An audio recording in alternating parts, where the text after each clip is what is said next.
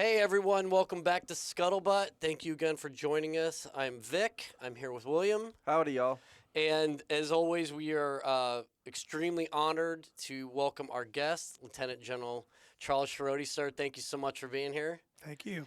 El Jefe, as The boss some man. may say when you're not around, but the Yeah. boss man. So for those who don't know, Lieutenant General Chiarotti is the CEO of the Marine Corps Association. And again, sir, with your super busy schedule, we really appreciate you taking some time to sit down with us. For those who may not be aware, in the Gazette, we just released the Logistics Edition. It is obviously, with all the things going on in the world and everything within the Marine Corps sphere as well, logistics is a big, big issue. A lot of folks doing some experimenting, a lot of great thought, a lot of great discussion. We thought, who better than to have the former Deputy Commandant of Installations and Logistics come in, especially considering you're just down the hall. So luckily, we are able to steal some time. So, sir, thank you again for being Truth here. be told, though, to both of you, that actually what they did is they went down the list of available logistics officers, and I happen to be the only one available. So let's say, so we don't fool the audiences out there. Sir, don't look behind the curtain. The old man is not here. Don't worry about. Just focus. Well, sir. So for those who may not have caught your first episode with us, just very briefly, sir, if you could just sort of talk about yourself a little bit. Yeah. And then really some of the things that you've done while you've been here, and then where you see the MCA going. Yeah, great. No, thank you first of all, Vic and Will, for having me on the show. I really truly appreciate it. So let's see. I've been here about almost 2 years now, and it has been a tremendous opportunity, and I'm honored to be at with part of this team. We have, over the last couple of years, I feel, done a couple of things that are of note. Number one is I recognize that the flagship, I guess how should I say it? The flagship pieces of this association revolve on how we present information to our public. And this is one of them, right? Sure. But really where I want to focus is on our magazines, which are really the flagship pieces of the association. And so I think that we lead with that. But something else that has emerged capability-wise within the association, where we've really started to see a kind of an increased level of excitement and opportunity, is in our events. The way we engage our audiences, the way we engage our industry partners, and more importantly, the Marine Corps. And I think that we've really started to work. We started right after COVID coming in, is right about the time that I came in. And what we, at that time, I think in 21, we had about 18 events, and now we're up to 22. But the events, the number is important, but more importantly is where we're going and why we're going there. So next week we'll be back out to the West Coast, as an example, with 1MEF. A full day of professional military education centered around force preservation. And so what we want to do is we want to have kind of a pairing between our professional dinner award ceremonies and then have another event that really focuses on professional military education. And it's at the MEF's or the force's discretion as far as what they want to do. We enable that discussion. And so next week, with Sergeant Major Sayao and Lieutenant General Smith out at 1MEF, we'll be talking about force preservation and resiliency, bringing in some guest speakers from academia and other best practices and putting it together. And we'll be really focusing on staff NCOs, and some company grade officers across the MEF to sit down with us. So I think that's an area that's pretty exciting to me. Because I think it's a relevant topic, and more importantly, it's the demand of the MEF and what they want from us, and so that's pretty good. The other area that we focused a lot on, and it's a little outside of the the mainstream association, but it's part of our, and that's really on the retail aspect of it. Really getting that, we provide about 85% of all uniforms for the accessions of officers. Mm-hmm. And so, that is a business that's a no-fail business. We cannot afford to miss a graduation because, officers, young lieutenants are expecting their uniforms for commissioning. So it's very important that we get that right. Yes, You sir. know, and COVID really exposed the vulnerability of the supply chains. You know, speaking of logistics. Absolutely. And so we've done some cheetah flips trying to get around and fix everything. And I think that we've been able to shore that up, and we're in a much better place than we were about a year or two ago. So Yeah, and that's a generational aspect of what we do here. I mean, Yeah. thinking when I was a second lieutenant, I went through PLC, so I went back to California, normal school guy again, and then sure enough, come time for graduation, my uniforms and stuff just showed up in the mail. Yeah. And it's an aspect I think we just take for granted, that it's this sort of automatic thing. That's Yeah, gonna happen. and there's so much work when you think about, you think about the lead time. We're ordering, for example, not to go down this rabbit hole, but I will. We order raw materials. When I say raw materials, the cloth from the manufacturer about 2 years before the uniform's actually sold. And so when you think about that, it takes the manufacturer, 6, 7, 8 months to process that order, to ship it to us. We aggregate everything from the material to the buttons to the piping and all that, and then we pull that and we send that to another manufacturer who actually pulls the coats together. And we're in line. We compete. Our manufacturer of our uniforms and our raw materials. We compete with the academies that need uniforms, like the Air Force, the Navy, the Merchant Marines. We compete with other services, and so we have to be very deliberate, thoughtful, and targeted in how we order and how we anticipate disruptions to supply chains and others. So, I love this business because it is about logistics and how we pull things together, and it just shows, the fragility of, in this case, the textile industry, which in America used to be very strong, and Sure. but ever since we've flattened the world economically and in manufacturing, a lot of the retail, the textile industry has offshored, and great products. The problem is when you're making uniforms, you have to be first and foremost certified by the Marine Corps to be able to make and resell, which we are. And then secondly, when you do that, you have to abide by the Berry Amendment, which says you buy onshore. You have to buy from U.S. Why? Because you want to bring that economic impact to made America. And so, but what we're finding is that a lot of the expertise, a lot of the mills are shut down, and so it becomes more and more of a challenge. You know? So yeah, interesting. Well, that's such a great lead-in to what we're talking about, because the state of play right now, as you mentioned, sort of the flattening of the world. These paradigms are going to shift almost by AO, especially if you're talking about concepts like logistics in contested environments, stand-in forces, expeditionary basing, foraging, yada yada. These are concepts that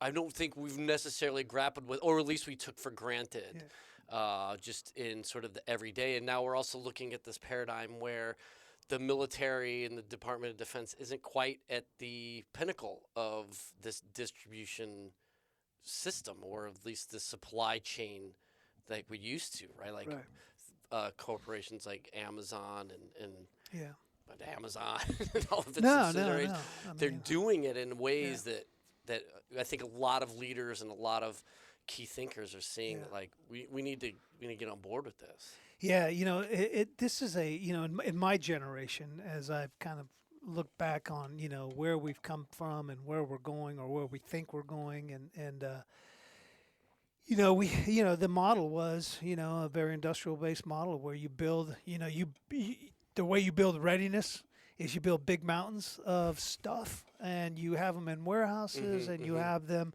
in at your ready. We talk about 30, 60, 90 days of MEFs, stock. Does anybody even really know what that is, or how much that costs? Yeah, I'm sure somebody does. It's a lot of money, and it's a lot of space. When you look at every supply item. To something, we evolved from that to to a just in time, where this was early, I guess early 2000s, late 1990s there. Just in time logistics was all the rage. Hey, why carry it when you can get it there? Well, that presupposes that you have a distribution capability that'll allow you to get it there just in time. Sure. Right? I mean, and that you have visibility of a manufacturing, and you have a manufacturing industrial base that can respond to just in time. And to some degree, I guess we did have that, right? Both from internal, the military DoD industrial base, as well as the civilian industrial base. Time has evolved, and during that time, the world has flattened, and for the right reasons: economic prosperity, political, geopolitical, shifts, tectonic shifts that enabled us to do that. It has spurred on a really strong economy, but when you're talking about sustaining a force, a fight, a combat, just-in-time logistics isn't necessarily just in time. Again, it all presupposes that you have the means and capabilities to deliver those things. And I think, today we find ourselves kind of in this, we're straddled between the way we used to do it. You look at, our build-up to OIF. That was a 6 month to a year build-up. Yes, I mean, I remember being in the J4 at UCOM, 32 Liberty ships to get one division, coming across, basically. I mean, unbelievable amount of, just to get, the first AD across. And so it takes time to build those capabilities up. We offloaded all of our pre-positioned ships. Yep. We went back to home station. We picked up all of our stuff. And that was kind of, the old, I guess if you want to call it that, the old model of conventional warfare, line everything up and across we go, I know it's more multidimensional than that, but, and so, that time has changed. And so as we look into the future, and I believe what Force Design 2030 asks of us, that is, it's a significant shift. And from that, now here's the challenge: do you shift the entire sustainment, and all that encompasses everything, right, to accommodate the stand-in force, or do you enable a sustainment capability which is flexible enough to do that, but also be able to retain a more conventional historical approach to the Ukraine-like model, if you will. Absolutely. And I think that's the flexibility that we have to build, and that's the challenge. Truly is, without giving away the house. How are we able to do that? And there's great minds working on that. That's why they got rid of me. So, but truly, that is the coin of the realm, so to speak. Is how if you can figure that out, then you've got it, right? People look at a map of the Pacific Ocean and they draw lines between it and big blue arrows, and they go, "This is how you solve the problem." Until you sailed on that water, until you realize the vast differences between nodes, it's kind of hard to fully comprehend that, And I sometimes I worry about that, because people are quick to put things on a map and do the arrows and all those things, Sure. but they really don't understand distance in terms of Pacific distances, and that's why I think the key, function, if you were to look at it from those lens, in trying to solve this problem, it's about distribution. Yeah. How you solve, if you can solve the distribution problem in a contested environment, I think you've solved the issue of how you're going to sustain the stand-in force or advanced expeditionary base operations. I think if you got that, and that's where we have to really put our mind and effort to. Yes, sir. That's it's obviously it's a very insightful outlook on where we're at. I wonder, as we mentioned Ukraine, There's so many things I think that we can take away as sort of almost like scouts looking at at the NFL Combine. Everybody's got their clipboard. Yeah. We're all watching everybody. How many bench presses? What's that 40 time? What's the vert look like? But nobody's quite, as you mentioned, outside of just sort of the analytics. No one's really figured out then, or what does all that mean? Like, how do we take all that data? And especially, so we're looking at Ukraine as sort of this test bed. But there's so many things that are specific to Ukraine, like having allied forces in neighboring nations. We start looking at something in the first island chain or Taiwan. The closest place we could probably get to would be Darwin, where we could have like an Iron Mountain sort of model where we could pull from. There's Guam. It's helpful, but the things we could take away from Ukraine aren't one-for-one analogous to what we'd be able to use in the first island chain. That's a great point. First of all, let me say this. I mean, wherever we will end up fighting, we'll never do it as a nation by ourselves, right? So we will always fight with partners. That's a given. And so your point about Australia, yes, but there's the Philippines. In fact, today we see the opening of multiple U.S. bases in the future, as an agreement was just inked here, in this last couple of weeks, allowing us to do that. Thailand, Philippines, you name it. Our partners are there. The challenge is still time and distance, and then national resolve. And so, as a stand-in force that is in competition day in and day out before we transition to a blunt force, we have to have the capacity and the capability to execute that, right? And so sometimes that comes as going alone because you still haven't transitioned to that partnership. You may have a single partner in the country that you're operating in, but the rest of the collective Pacific Asian countries are not part of that yet, right? Because you're in competition. And they've got to consider their own. And you're deterring, right?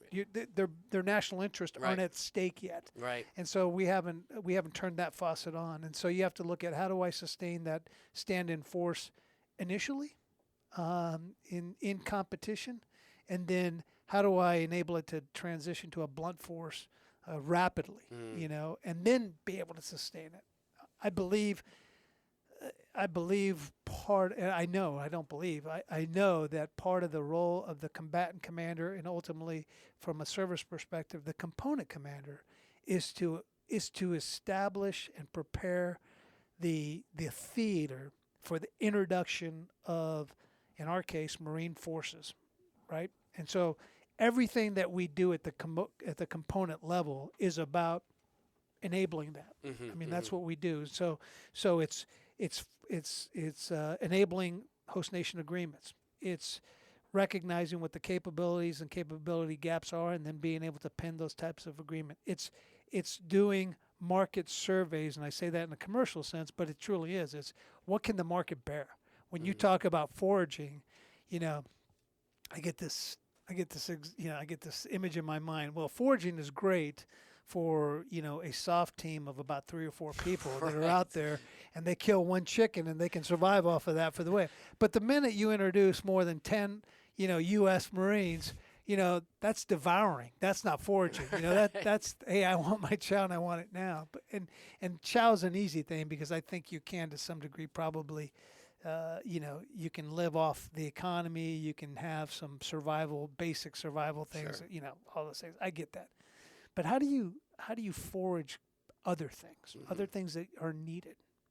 You're always going to have a supply chain that enables repair parts. You're always going to have an ammunition supply chain. You're always going to have those kinds of things, regardless. Sure. And I saw in your notes in here. What about foraging and foreign weapons and ammo. Great concept. The problem is we don't all have a standardized caliber and we don't have a standardized round, right? Now, I take you back to the NATO model. When we were in the Cold War, NATO standard directed us as we did our buys. We directed, whether it was a 7.62 or a 5.56.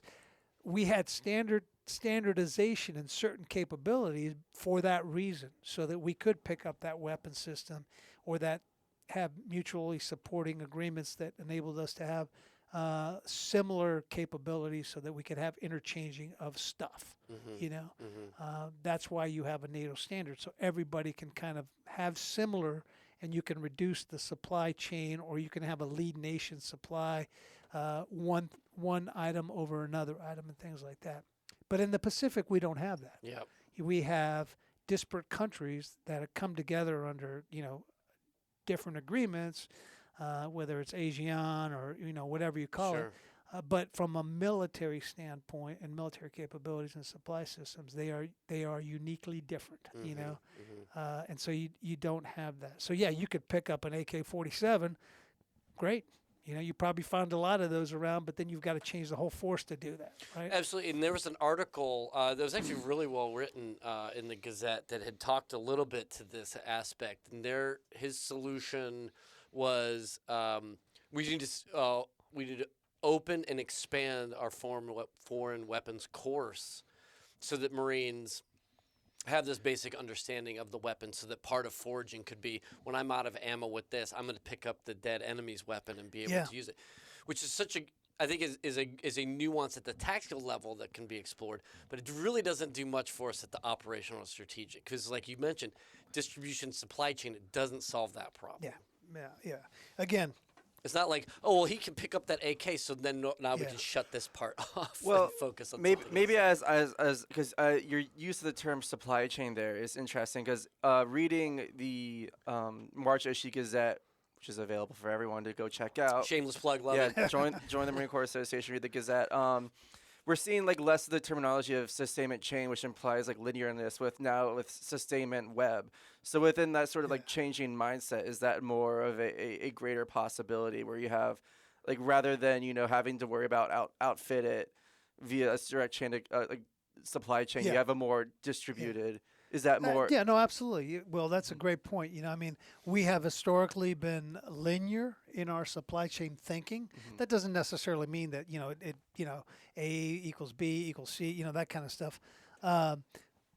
But I think in the future, as we look to a web approach, the way and I may have it wrong, but my thought when I think of web, I think of all the capabilities that are out there to sustain a force, that they are integrated and they are resilient. In other words, what do I mean by that? So I may have the Fleet Industrial Center in Yokosuka, Japan. I'll have 3rd MLG in Okinawa. I'll have host nation support in the Philippines. I'll have fuel coming from, an Air Force KC-135. I'll have, and what I do is, when I look at this as a logistician, I look at it as a truly complex web for each class of supply. And how do I integrate that web on top of the stand-in force to be able to draw the most efficiently and reliably and flexible and redundant, all the characteristics of logistics planning, into this one singular point of delivery, And that's how you've got to look at it. In the past, what have we done? We've said, the foxhole, which is a marine foxhole, goes back to the, it reaches back to its supply chain, its combat trains, which go back to, its supporting direct support and element, which goes all the way back to the MLG. It may go back all the way to Pendleton, and then Pendleton and Lejeune are the ones that are looking at how do I get this from DLA or whatever. And what in the web, what it allows you to do is have that young, Marine, regardless of what rank, because we want a multifunctional logistics Marine that's able to look at the entire theater and look at all the logistics capability and go, you know what, fuel is over here.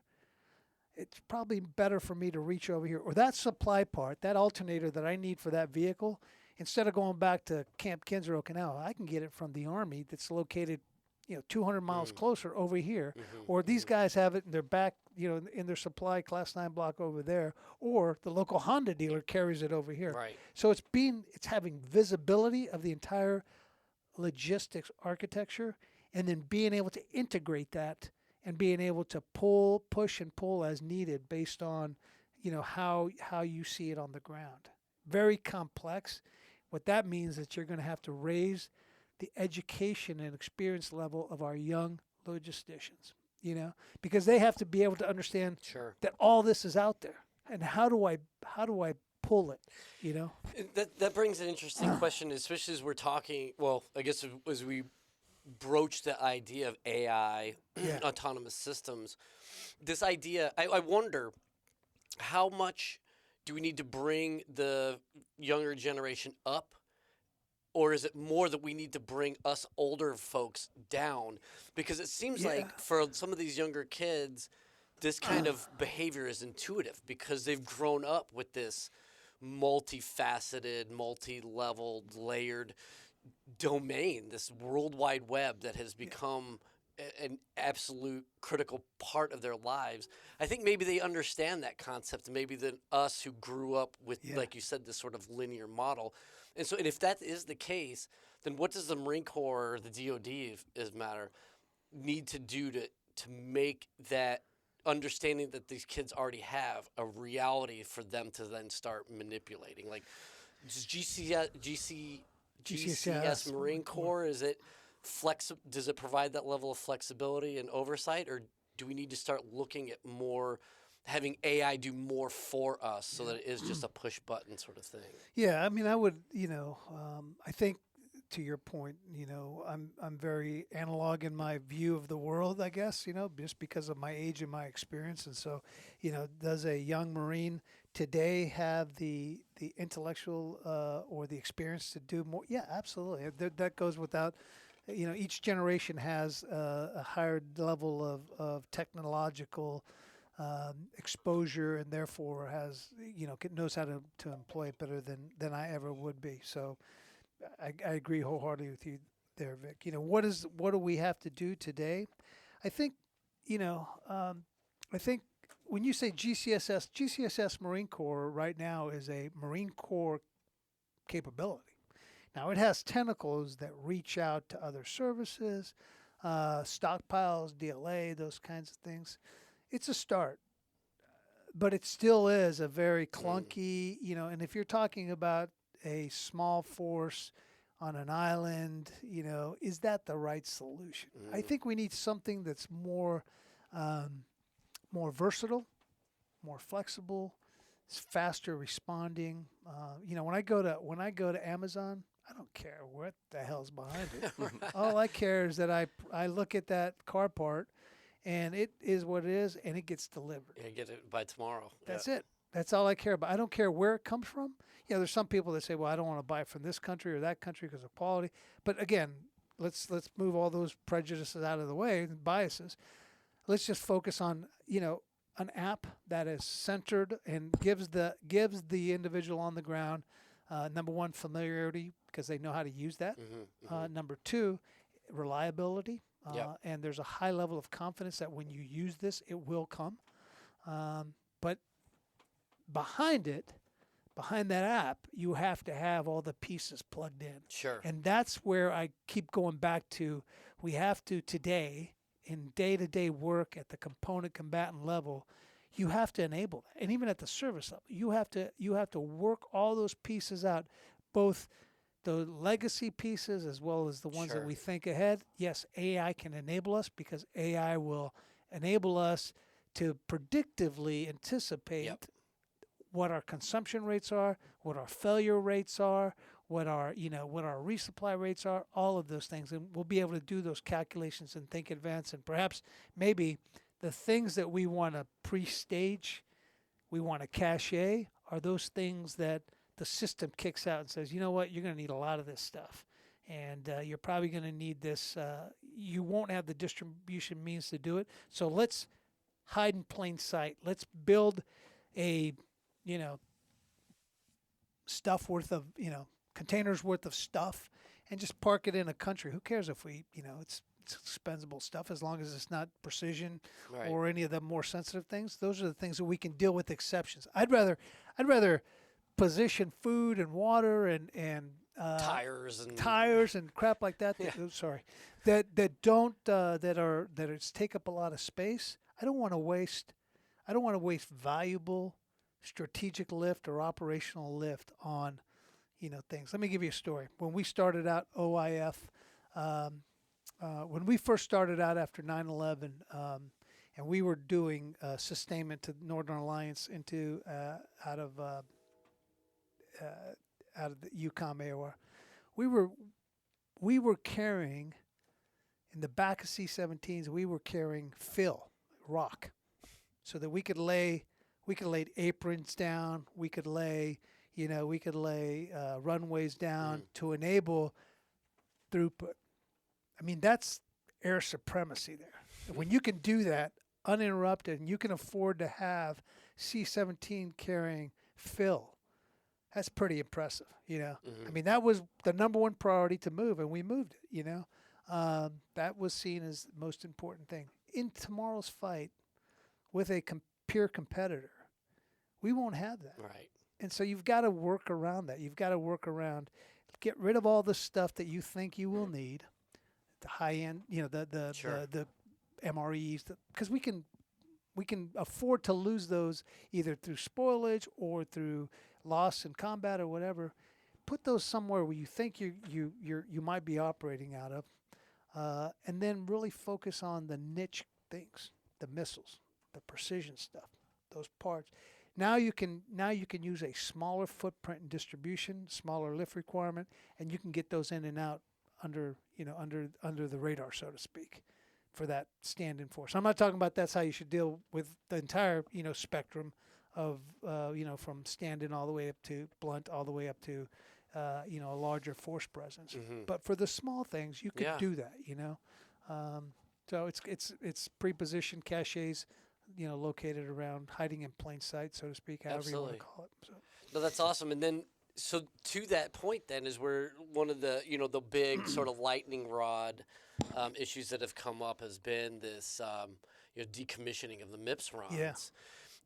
Is that because we're seeing that, like you said, like we're just going to hide in plain sight on this stuff, so that's going to take a bunch of space off of the MIPS rods, and as we sort of as we start to take away cube space on the MIPS rounds, we realize that, well, actually, we don't even need the ship anymore because that ship was just carrying it was a ferry, it was a conduit, yeah. Is that sort of the thinking behind? So let's not blame the reduction of the MIPS run on force design. Because, absolutely. No, let's not. This is for the audience. Sure. Because MIPS run was reduced well before General Berger and the team decided that they were going to do. We already mothballed a squadron out of UCOM AOR, that was directly there. So let's not go that path.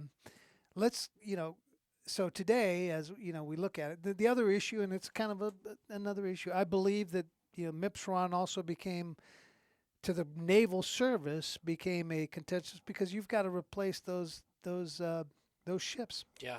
Right, and that's a cost. Who's gonna pay for that? Against amphibs, against that's an MSC cost, that's a Transcom cost. I get it, and all those things, but that's in the broader shipbuilding arena. So there's political issues tied with the MIPS run that could be. You could look at it and you go, well, yeah, it's a force design 2030 problem.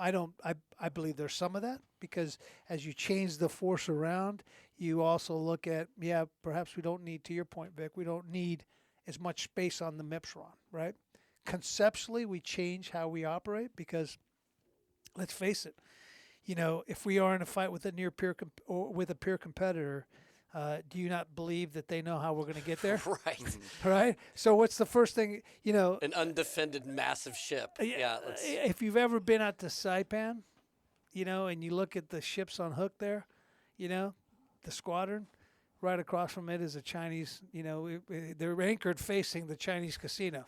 So you're to tell me that when we pull anchor that those guys don't know where they're headed, in a time of crisis. So I do think that we if we were to rely on them, we would be extremely vulnerable. So, but I don't think we throw the baby out with the bathwater, so to speak, on this, because I think that they do bring a capability in a permissive environment, enable us to build and set the force if that's what the scenario calls for. So we need to be careful on that aspect too, is that we don't go too far in atrophying that capability and then ultimately determining, well, it's not that important because we're not. No, it's scenario dependent. It gives us the flexibility, strategic flexibility, to be able to utilize it if and when the opportunity. It's just how much can we do that, right? It's not a panacea. Yeah, it's not it, but it's a phenomenal concept, and it's been proven time and time again. The question is will we be able to employ that capability in the future? Probably some level of hybrid. Once we look, if we're operating in a non-permissive environment and we're able to secure the environment enough so that we can bring in the ships, absolutely. Why not? We need that. So there's probably a level of hybrid concept there that needs to be explored more and more. So, but I think in the future we'll see, geographic prepositioning as well as maritime prepositioning as well as I call it land-based preposition. Sorry, not geographic. Maritime, hiding in plain sight. Sure. You're going to have to build the whole plethora of prepositioning and re-envision it. But MPS is a phenomenal capability. Sure. I've used it many times, and I'll tell you, that's what's given us a step on our the one step on our adversaries, and it's also helped in a significant deterrent capability. Yeah, yes. Absolutely. Yeah, I obviously, being OIF1, I mean, everything we used came off of those things. So, That's right. It was awesome. One of the things I want to get to also as we're looking at sort of the current state of play with logistics is what are some of your thoughts on, and I think you alluded a little bit to changes of mindset, but I think of there was a comedian, I wish I could remember, but he had a bit about divorces of like high profile celebrities, and there was always this the big argument was, well, what have they become accustomed to? And that was like the big thing to cut half of money. Yeah. What have we become accustomed to that we need to start to divest of? You mentioned chow. We talked a little bit about foraging. Is that something, do we need to start at that level too? So like even the guys in the GCE, when it comes to training, like maybe you really do only have what you have on your back for a little bit, or I don't know. Am I kind of spitballing No, you're not here, No, it's I think I understand where you're going with it. It's a good point. So I think in order to solve, you're not going to solve the problem, but you're going to reduce the scale of the problem. You have to take an appetite suppressant. I think that's where you're going. Right? At some point, you have to take an appetite suppressant. Some of the biggest. Some of the heaviest lifts that we make are bulk liquids, fuel and those kinds of things. Well, again, if you can solve the fuel problem, if somebody comes up with a purple pill, to put in the gas tank and that gets you going for a while, great. That's fantastic.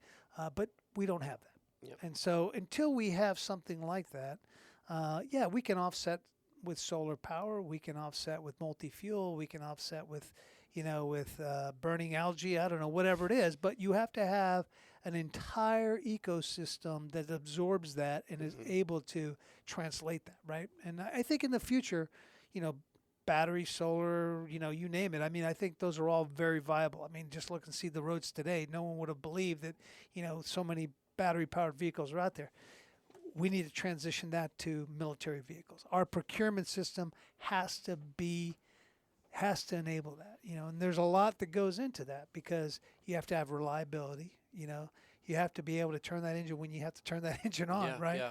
You have to be able to do all those things. You have to be able to operate when it's overcast all the time. And so, there's some limitations to and there's with torque issues because obviously it's heavy junk, right? Yeah, so it's all those. I think we're going to see all of these issues addressed, but it's going to take time to get there. So we're kind of in this transition phase with kind of the future energy sources, if you want to call it that will enable a smaller footprint and that appetite suppressant. I think that again is the challenges. how do you reduce that? You can say, well, we're going to put a smaller force out there. Okay, if that supports your mission and your concept, great, But what if you have to put a larger force out there, I think there's some, there's some technologies out there where, you look at it and you go, we were looking at robotics a lot, and if you look at some of the larger, especially in the Japanese and even in like some of the higher end vehicle manufacturers, there's a lot of robotics that are involved in it, these exoskeleton suits and all that stuff, And so I look at those and I go, okay, if I can get an exoskeleton suit on a Marine that is sitting on a FARP, located on some island in the middle of the Pacific, and that exoskeleton can carry a 500-pound bomb and load it underneath a wing. Okay, what have I done there? I've just reduced the need for a forklift and a forklift operator and fuel, And so you've got to kind of approach the problem set like that. So now, technology, we call it that, robotics, could enable a smaller footprint, thereby enabling less of a demand and signal from supply and resupply. And so I start to reduce the scale and complexity of the problem by putting in unique capability to make that happen, But again, those technologies are coming online. You've heard of ground effect. I don't know if you've heard of a ground effect vehicle. Basically, it's a vessel that comes about 5 to 10 feet off the water. Just that ground effect as a plane's taking off or landing, you just see that. I'm not a pilot, so I can't explain this. But basically, it's the wing beneath it's the air beneath my wings, right? Right at takeoff and all that. And so, there's some technology out there that is working in that domain where it'll enable some of this distribution stuff. I think we're looking strongly in those areas. So there's a lot of ways to reduce footprint, but it's not going to be right now. The technology's not there right now, but it will be part of a chain. It has to be part of the greater solution. Yeah. Right. And what are your thoughts then as we are talking about this integration of advancing or emerging technologies? When you, as a logistician, look and you hear things like expeditionary advanced basing, you hear things like stand-in forces, regardless of the size. And one of the things we talked about, 3 Marines, a soft team could probably do pretty well over a long term. Right. You start talking about 10, 20, 50 Marines, those jokers are going to eat. Yeah. And they're going to eat everything. Yeah. So what do you think? Like, what are some of the things that either help you sleep at night or raise the hairs in the back of your head when you start hearing concepts like stand-in forces and expedition advanced basing? Like, where do you start going, whoa, we need to pump the brakes, or this is genius, let's take a full 30-inch step? The job of the logistician, as I've always been trained, is to be able to figure out a way to sustain the concept, And I'm encouraged by the fact that I hear, from our senior leaders, logistics is the pacing function. Yeah. Great. I hate to say it this way, but put your money where your mouth is. Invest in it. You've got to invest in it. As much as you invest in aviation, as much as you invest in ground combat systems, you have to be able to invest in logistics systems that will deliver so that we can sustain. Our distribution capability is a ground-centric distribution capability. Yeah.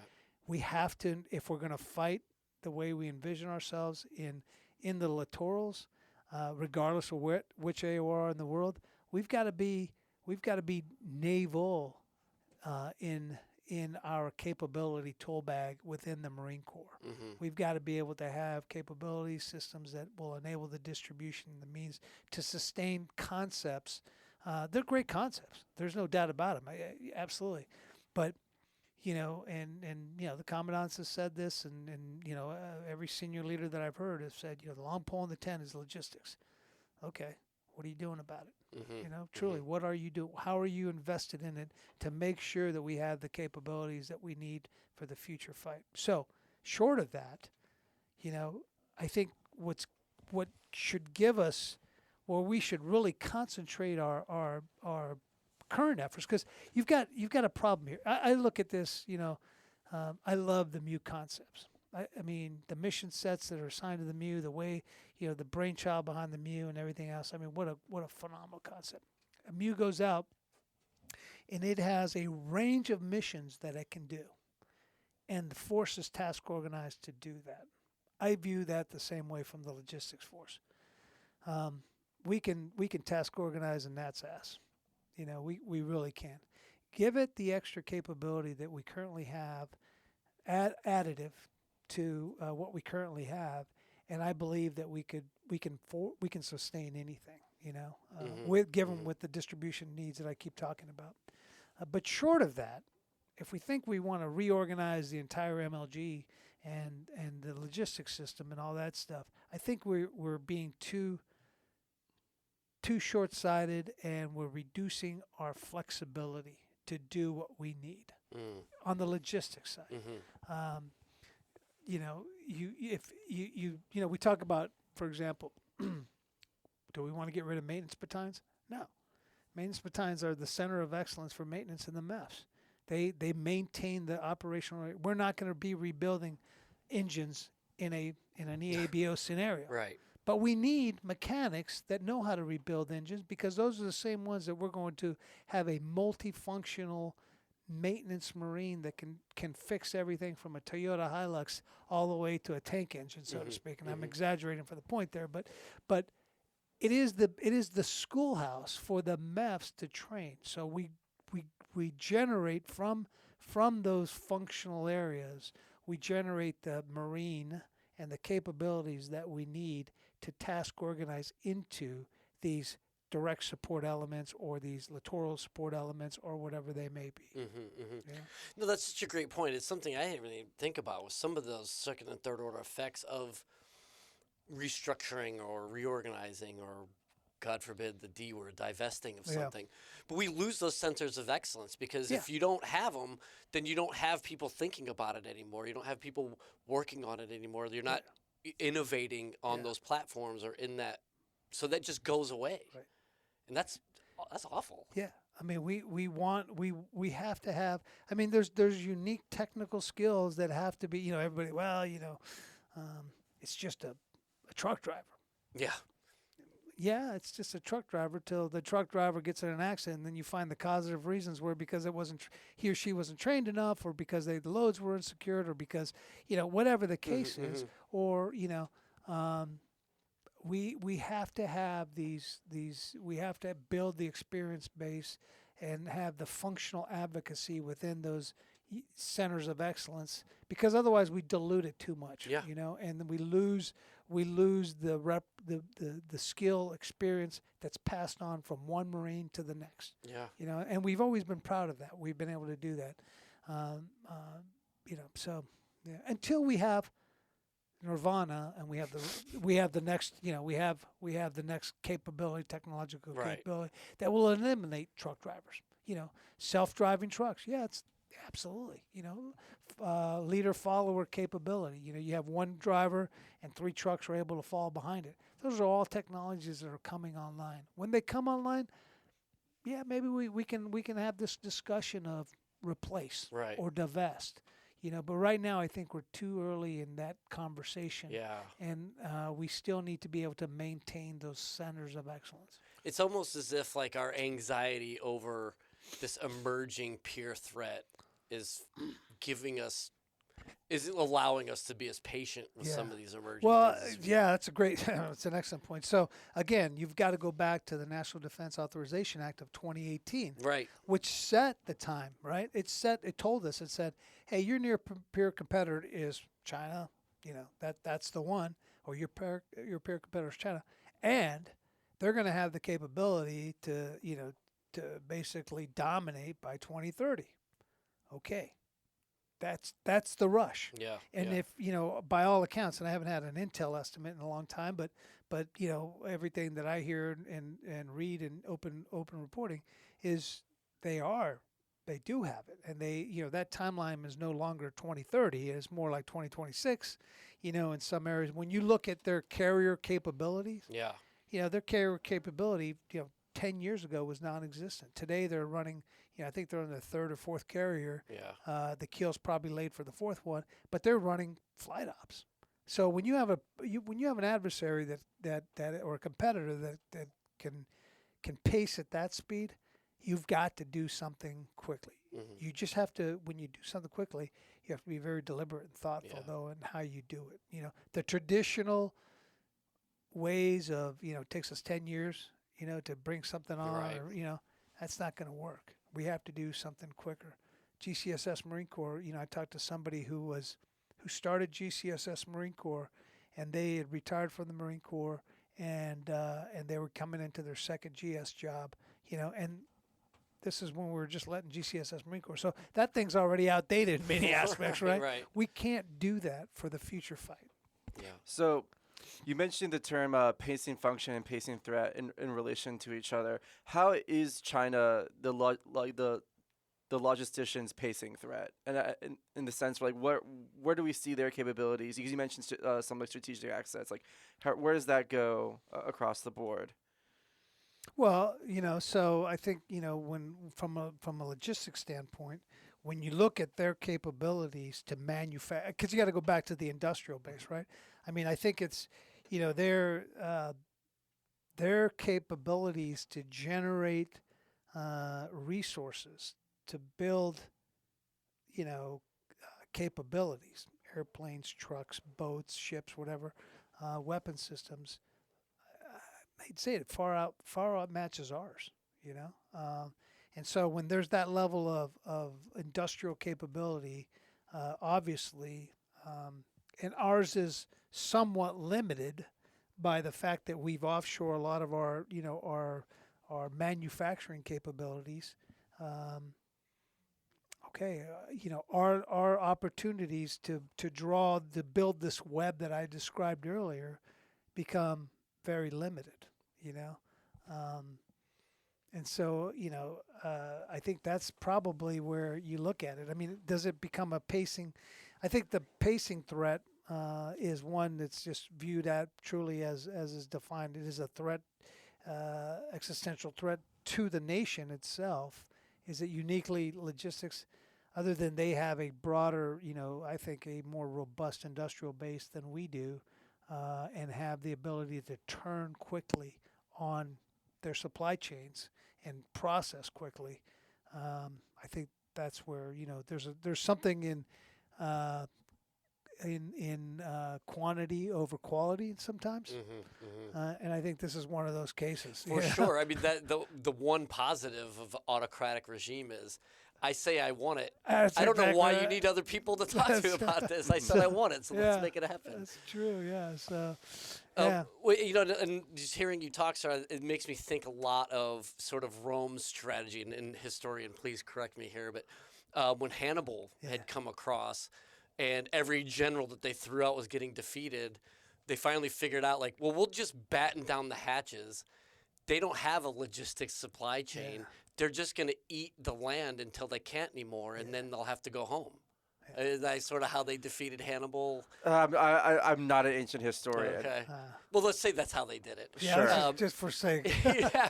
Well, I think, you know, I think a good example, Vic, to look at is probably Ukraine at the beginning of the war. Okay. You know, I mean, look at that. I mean, there you have a very formidable, what we thought was a very formidable adversary with phenomenal capability. Their limit of advance was defined by their ability to sustain themselves. They culminated before they even got to the line of departure. Right. I mean, right? I mean, Yeah. if Ukraine had the capability to truly target, you know, the massive lines of combat power that was moving to the Russian combat power that was moving to the front, probably would have been a different. At least initially, would have been an entirely different outcome, right? Sure. They would have it would have been the road to Baghdad, and this would have been the road to Moscow, probably, right? Where, you know, they would have just obliterated the columns and columns of tanks, and to their credit, they did enough, but it truly could have put a true blunt force instrument against them and done that. You know, Well, and then you're also seeing Russia's inability to sustain the force even now. Right. Where, you know, the captured Russians are talking about how we don't even have any food. yeah, right. I mean, so it's, you know, a lot of it is, you know, is you can think of, you know, Russian, you know, how many times has Russia gone outside of their national boundaries to provide operational? How long? I guess where I'm going. have they really truly extended in the past their operational reach to sustain their forces? They've had these commands that operate within their sectors, but are they truly, we're a global force. We sustain across a global enterprise. And, for the Russians, they just didn't have that. They didn't have that experience to be able to plan or to be able to extend their supply chains. And it was viewed as a very ground combat centric thing, but yet they didn't have the means to do it. Yeah. And I think the comment, talks about it. It is, logistics is the pacing function. Sure. It is. It truly, truly is. Because if you can't get to that line of departure without running out of gas, you can have all the great concepts in the world. It's not going to happen. Well, and the SIF isn't break glass in time of war. These Marines need to eat. This gear has to run. Right. So it's not as if you just mothball them once you get them on the island. No, right. So you are, that go back to that Ukrainian example. They had to sustain themselves from the time they turned that truck on at home station all the way through to the line of departure, assembly area's line of departure, and then beyond. Yep. And the hardest part is they hadn't even reached the hardest part. The hardest part was how do you sustain them in combat as they're maneuvering on the battlefield. Right. They hadn't even reached that part yet. They were just still on the highway trying to get the rest stop. So and they were running out of stuff. So. I wish I guess he probably wished he had a couple of Marine logisticians there planning for him. He would have done, godly. But anyway, yeah. So.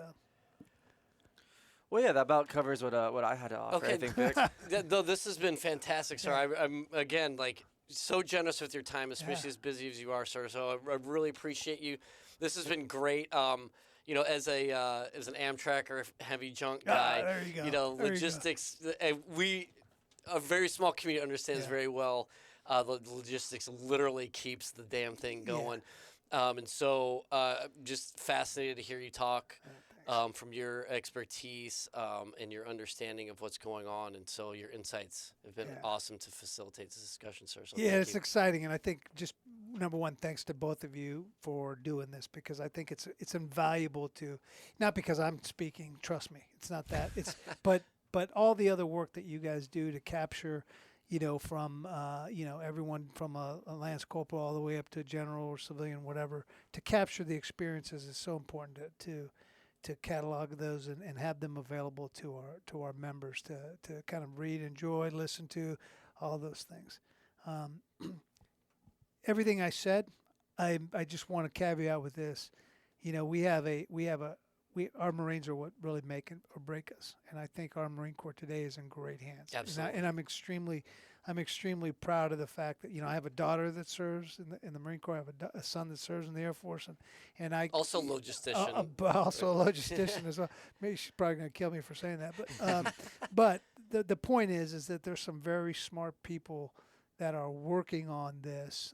And to your point earlier, I think we've got to get out of their way. Those of us who have raised in a different generation, we've got to get out of their way, give them the support they need, and then just watch. Because I truly believe that they will be able to rise to the occasion as every generation of Marine has, since the founding of our Marine Corps.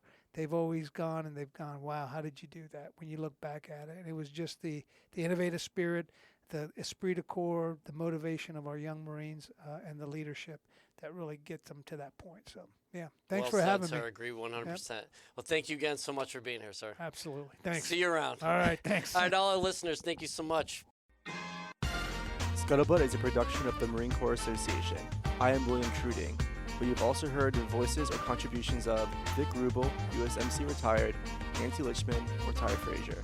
The opinions expressed in this episode do not reflect the official stance of the Marine Corps, DoD, or Marine Corps Association.